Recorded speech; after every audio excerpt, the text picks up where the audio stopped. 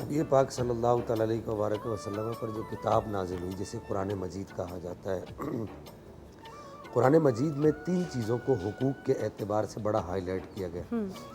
سب سے پہلا حق قرآن مجید میں وَاعْبُدُوا اللَّهَ وَلَا تُشْرِكُوا بِاللَّهِ شَيْئًا، پہلا حق جو قرآن پاک میں بیان کیا گیا وہ قرآن پاک میں اللہ تعالیٰ کی عبادت کو بیان کیا گیا۔ دوسرا حق اللہ جل مجدہ الکریم نے وَبِالْوَالِدَيْنِ إِحْسَانًا، والدین کے ساتھ احسان کو بیان کیا۔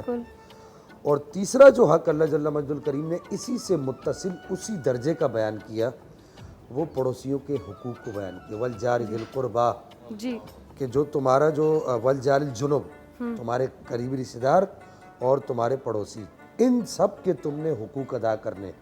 آپ دیکھیے ترتیب، دیکھیے آپ کو حیرانگی ہوگی۔ اللہ کا حق، والدین کا حق، قریبی رشتہ داروں کا حق اور اسی کے ساتھ پڑوسیوں کا حق۔ یعنی اللہ جل مجدہ الکریم نے یہ جو 3 حقوق ہیں ان کو اپنے حق کے ساتھ رکھا ہے۔ یعنی جو ان 3 حقوق کو حق ادا کرے، ان 3 حقوق کو ادا کرے گا گویا کہ اس نے اللہ کا حق ادا کیا۔ اللہ جل مجدہ الکریم کا حق کسی اور طریقے سے نہیں ادا ہو سکتا، سبحان اللہ، لیکن لیکن اس نے اپنے حق کو ادا کرنے کے لیے پڑوسی کے حق کو بھی ساتھ میں شامل کر دیا۔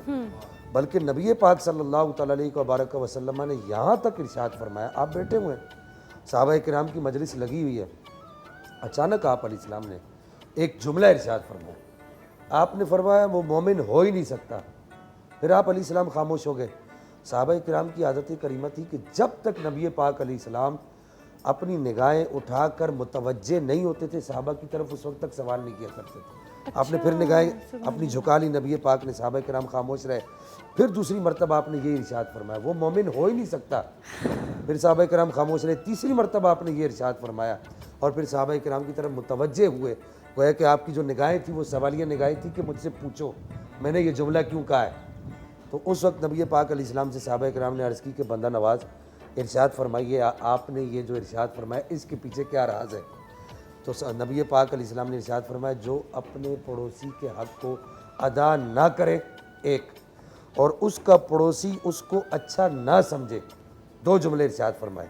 جی پڑوسی کے حق کو ادا نہ کرے اور اس کا پڑوسی اس کے بارے میں اچھے کمنٹس پاس نہ نہ کرے، فرمایا وہ مومن نہیں ہو سکتا۔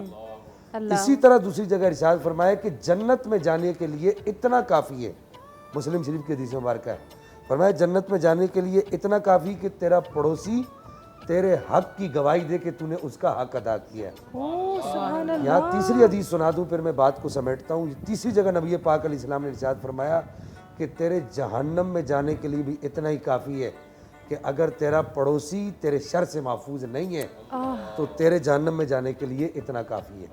تو میں سمجھتا ہوں کہ ان احادیث کو ہمیں مد نظر رکھنا چاہیے بالکل، اور پڑوسیوں کے حقوق کو ادا کرنے کی کوشش کرنی چاہیے۔ بلکہ ایک حدیث اور سنا دوں جو لگے ہاتھوں میرے ذہن میں آ گئی۔ نبی پاک نے ارشاد فرمایا کہ اپنے گوشت کی خوشبو سے اپنے ہمسائے کو تکلیف نہ دیا کرو۔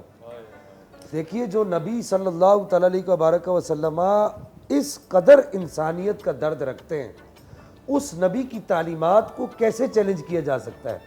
عرض کی یا رسول اللہ وہ کیسے؟ فرمایا کہ اگر گوشت پکاؤ اور تمہارا ہمسایہ غریب ہو، تھوڑا پانی زیادہ ڈال دیا کرو اور کچھ تھوڑا بہت اس کو بھی دے دیا کرو۔ سبحان اللہ، اتنا خیال نبی پاک صلی اللہ تعالیٰ علیہ وبارک وسلم نے رکھا ہے پڑوسیوں کے حقوق کا۔ بالکل، تو میں چاہوں گا کہ ہمارا معاشرہ اس وقت ہی ترتیب پائے گا جب ہم پڑوسیوں کے حقوق کو ادا کریں گے۔ اگر ہم نے پڑوسیوں کے حقوق آج ادا نہ کیے تو کل بروز قیامت ہم اللہ جل مجدہ الکریم کی بارگاہ میں جواب دہ ہوں گے۔ بالکل بالکل ایسا ہی ہے، اور یہ ساری باتیں ہم لوگوں نے سیکھنی ہے اور اپنی زندگیوں میں امپلیمنٹ بھی کرنی ہے۔